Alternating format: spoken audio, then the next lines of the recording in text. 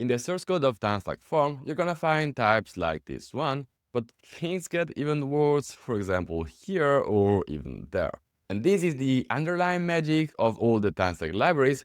Every time you use a function and you see that all the types are magically inferred. But you know what's even more scary than try to understand all of these types? It is doing some changes with the fear of introducing new bugs and destroying everything. And for this specific reason, we have a lot of kind of unit tests, but only for TypeScript types. In this video, let me show you how we test types in TanStack Form and why you should do the same.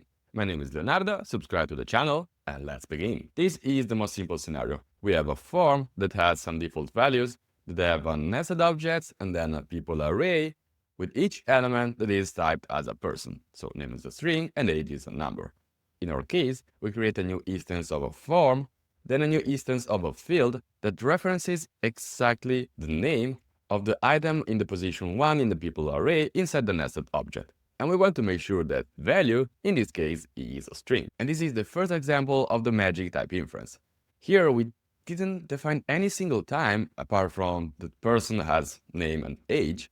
And just with that, we get that this parameter on the onChangeAsync function is in fact a string. And our test is this line here expecting the type of value to be a string. This is the most basic syntax. We have an object and we define which type we want it to be. Now here we can pass any TypeScript type as a generic, but if you want to make the syntax shorter, there are a lot of utility methods. For example, here we can say to be a string and the result is going to be pretty much the same. But what happens if this fails? Well, now name is a string, but age is a number. Let me replace name with age. And now you're gonna see that both tests are signaling an error.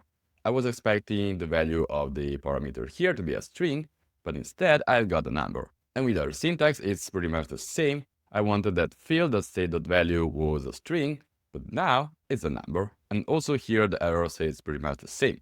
So if I go back and replace here with name, the test is now successful. And this is the actual test, making sure that our JavaScript objects are getting the right types.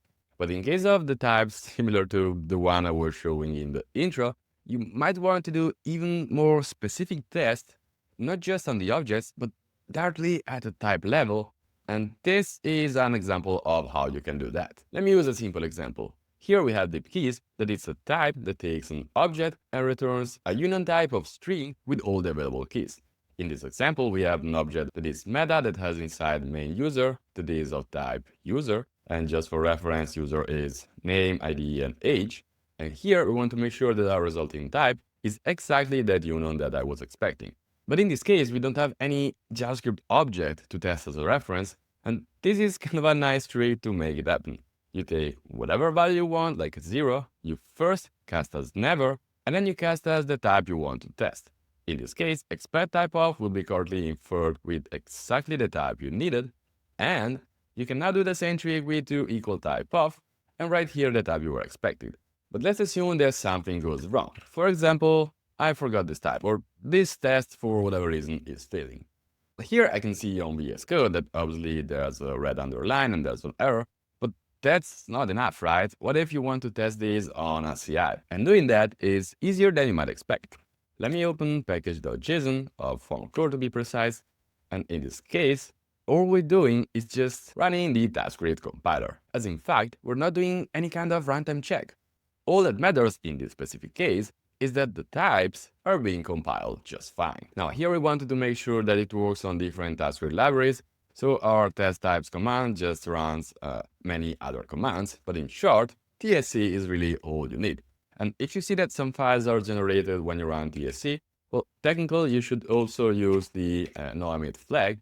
But in our case, we have that on our global TS config, no-emit is true. So that's why when I run the command, I don't also get the files generated. And just to preview that it works, if here I type npm run test types, this running in parallel all of the types, and as expected, the command just failed because some types are wrong. But how can you do that in your project? Here, if you notice, there's an import coming directly from bytest. So if you're already using bytest for your unit test, well, that's gonna run perfectly fine as it exports expect type of, that is the function we're using across TanStack Form. If you want to learn more, just head over the bytest documentation. There's here a page explaining how to test types. And in particular, here we're using expect type of. As a side note, we were previously using assert type on TanStack Form, but this doesn't work really fine when you also have any or never in your types, so expect type of works perfectly fine.